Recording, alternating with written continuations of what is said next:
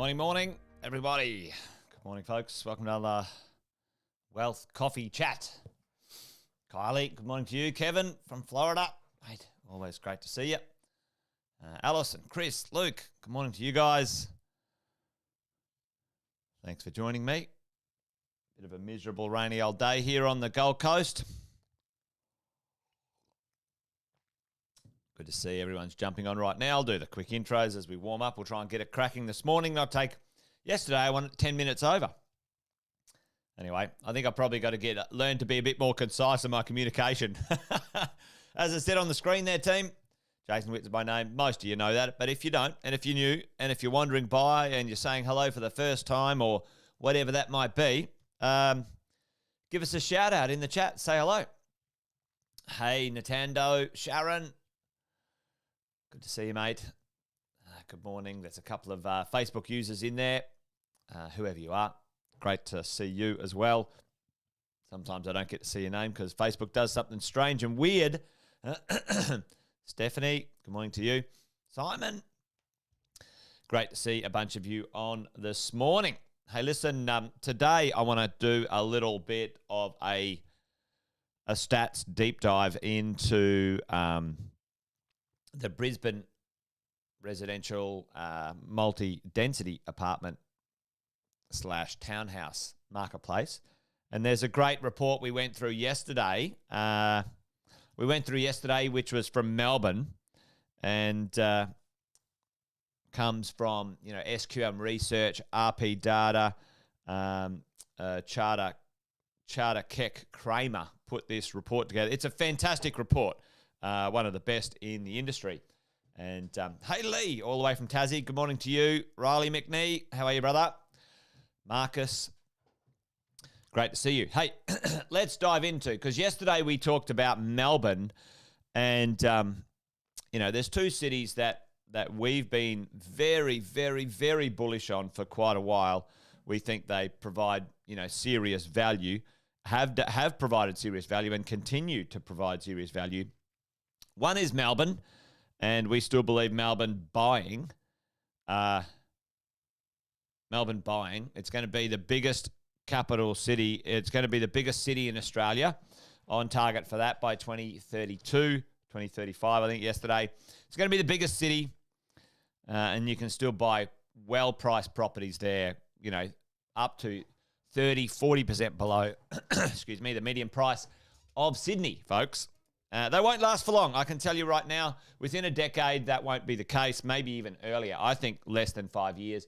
Melbourne is going to have an explosion in rent, and that will attract a lot of investors. But that was yesterday's conversation. So if you want to know about that, you go back to yesterday's Wealth Coffee Chat. Today, we're going to talk about the Brisbane conversation, and there's a few things going on in Brisbane. There's a little bit of misunderstanding about the Queensland government having a crack at land tax. Yes, it's a pain in the backside, this land tax thing, but it's not the end of the world. You need to understand what it is, not be afraid of what it is. We can manage this land tax thing very easily. So maybe we'll just jump on that for 30 seconds this morning. Hey, tell me in the chat, how do we manage land tax? How do we minimize land tax? There's two ways, or there used to be two ways. There still is two ways. There still is two ways. How do we manage land tax, folks? Tell me this one. There's two ways to do it. Chuck it in the chat for me. I might give you 30 seconds to hook in. And how is land tax calculated? Land tax is calculated on the land value. Right? The land value, the content of the land value. Now, beautiful. Sharon, all over it. Buying different entities and diversifying to different states. Boom. Absolutely. Donna, Sharon, Nintendo, David, you guys are on it. So, if you're sitting there going, oh, stuff the Queenslanders, they're being a bunch of turkeys, with this land tax thing, well, just step back for a second. Brisbane, especially, is going to be a significant player in the property game for the next decade, all the way to the Olympics. It's got lots going on, and you'll see in a minute why we're so pumped about the place. Now, if you're worried about this land tax issue, there's a couple of things, diversifying to different states, buy buy, and that was always there. That's always been there, buy in multiple states to manage the land tax issue. The other way is to buy in different entities. If there's a couple, you and a partner, right? You and your partner, well, you buy in one name and you buy in another name. Now you can be, two people could be on the loan, but one person could be on the title, and then you manage your land tax. So don't stress about it. You can buy in company and trust structures. Dead right, David and Stephanie. Check that that's appropriate for your cash flow, so because company and trust structures can lock up cash flow. The other one you can buy in is your super. So buy the property in your super if that's appropriate for your strategy. Chat to your financial planner, etc. Chat to one who likes property, by the way. Don't chat to a random one from AMP who doesn't like property. That'd be a terrible idea. So, yeah, don't stress about it. And the calculation is, if you buy an apartment, I like apartments. Listen, folks, over 60% of my portfolio is medium density. I like medium density. My costs are lower. My land tax costs are lower. They are. I'm telling you right now, they are. My ability to transform my rental properties into Airbnb. I'm about to do 3. I'm about to transform 3 of my properties into short-term letting. Okay, my income is going to go up over 30% across those properties. It's not as easy to do on houses. Now, it doesn't mean I don't like houses. I've got houses too. But the smaller land print, like Sharon said, the smaller land print, folks, you're not even going above the threshold. You could own 3 apartments and not even break the threshold if you lived in Queensland compared to one house. Have a think about that. And the total market exposure, yeah, dead right. So this is not about, I only buy apartments. I like buying lots of different types of properties for different reasons. But don't stress too much about this land tax issue. It's there. It's a pain in the bum. But it's absolutely 100% manageable by smart, clever people like you and me. And don't let it chase you away from Brisbane, because here's why. Check this out. Holy madoli. Right, so Brisbane, the only city through COVID that grew. It grew 50,000 people, folks. 50,000 people grew in southeast Queensland. And our vacancy rate up here in Queensland, check this out. 0.07. Ladies and gentlemen, that's below 1%. That means really the vacancy, by and large, technically, there's no vacancy. There's nothing to bloody rent. Like, it's insane, right, as we go. And if you have a little look at, median unit prices as well and the rents, they're still pretty good. You're still getting, 5% yields based on what those median prices are. Now, depending on where you buy and what you're doing, that yield might change. But, let's have a look at what that looks like going into the future. Because I think with a vacancy rate so low, there's only one way that this will go, and that is up, folks. Up, a long way. The median unit price in comparison to into Sydney, so have a look at the median unit price there. I'll just quickly do this. Hold on for like 30 seconds from yesterday, right? Check this out. You have a look at the median unit price in Sydney, 821. There's a difference between median and average values as well, and depending on which who uses which data. But check it out. 500 grand compared to 800 grand. That is a significant difference, folks. You're at least $300,000 plus difference in pricing. All right, like crazy. Anyway, I'm going to go back to my little thing here. So, the population growth up in Brisbane was very good throughout COVID. Our vacancy rate is super, super low. But let's go and have a look at what's going on. Let's go and have a look at what's going on in the supply chain. There's these regions, as we all see. We saw it yesterday. There's kind of an inner city region, which is right there in the blue, right there in the center. We know. Tell me, and you guys should know this. If you don't know this, you never buy in a 000 postcode, folks. In the inner city apartments have problems till the cows come home. They're not great for investment. unless you've run a hotel. Lenders hate them. Lenders' mortgage insurance hates them, et cetera, et cetera. Now, I won't dive into that one as we go, but, we're talking not in the city, but on the fringes of the city, sort of the inner ring and then the outer ring, as we go. If you have a look at this, like what was completed in 21, 22, only 1,900 apartments, right? And what was commenced and what was constructed, or what was launched, you'll see in a minute, like it's just in all sorts, this marketplace as we go. So check out this. Now I'm going to zoom in here so we can get a really good picture of what's going on. Have a look at where we are, ladies and gents. Right, so when you have a look at this commencement, right, well, we talked about this yesterday. We talked about yesterday the commencement of apartments. Now, they're spoken for. 90% of those properties are already purchased, already accounted for in the supply chain. Someone owns them.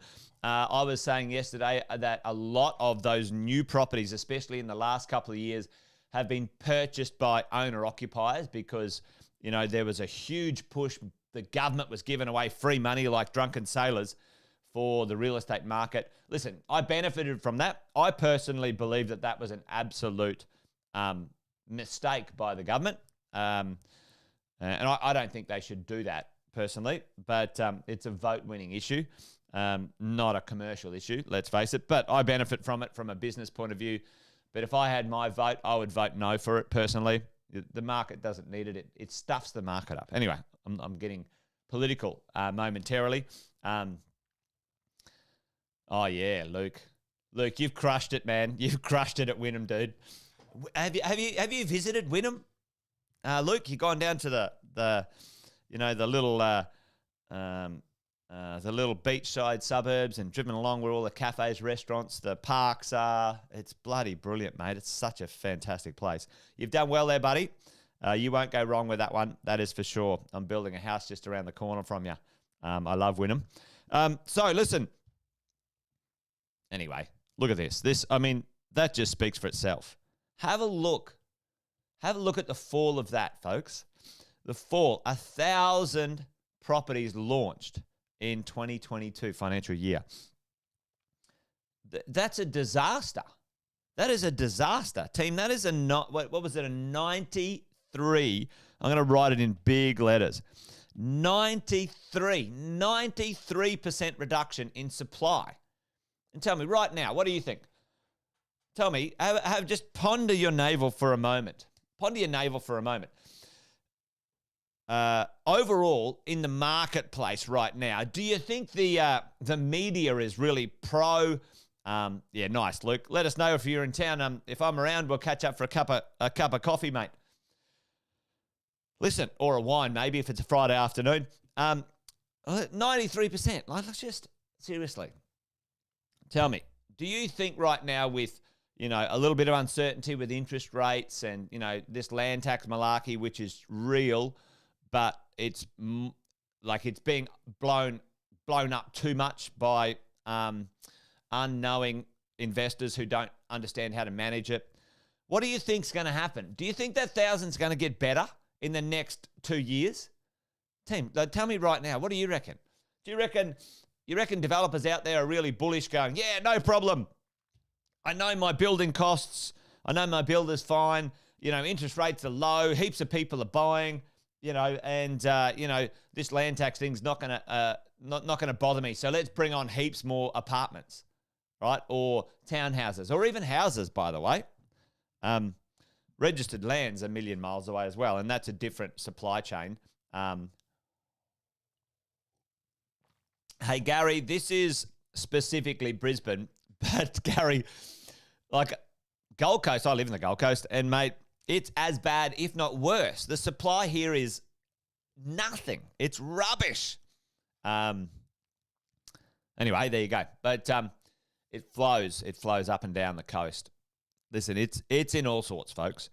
It's not going to get any better anytime soon. Let me tell you this, right? The idea, look into the future. Check this out, right? This is the completions over time. You know, it's like, all right, well, where are we right now? These are some completions here. Where are these completions coming from? Where is the next 2023 and 24 coming from? Tell me, where are those completions coming from? And Luke gave it away, right? Luke gave a little bit of a tip away. Where's this supply coming from, folks? This completion, 3,524. Now, completions, remember, these ones that are under construction now are accounted for, right? They've been sold to somebody. It's certainly not going to solve any supply issues, right? But you know what? This supply was sold back here, okay? It was sold back here in 2020 and 21. Okay, so they were part of the launch cycle of 2 years ago. 2 years ago, and if you look out into the future, this is the one to see. 2025, folks. There's nothing coming. There is nothing coming. Now, when you look at, let's go up a little bit. The build to rent. Yeah, and that's going to make it even worse. Build to rent, which is big companies coming in and taking supply away from the market, is actually going to make it even worse, which is pretty interesting. But, what is going on? Where's the launches? What's going to launch? So if we go back up here to our launch time frame, this is our issue right now, okay? Apartment launches. Right, residential launches. There's 1,000 launching. So tell me, if we're looking at that number right now, and this is financial, and that's 1,000 total, folks. I think that was like 32 projects or something like that. What was it over here?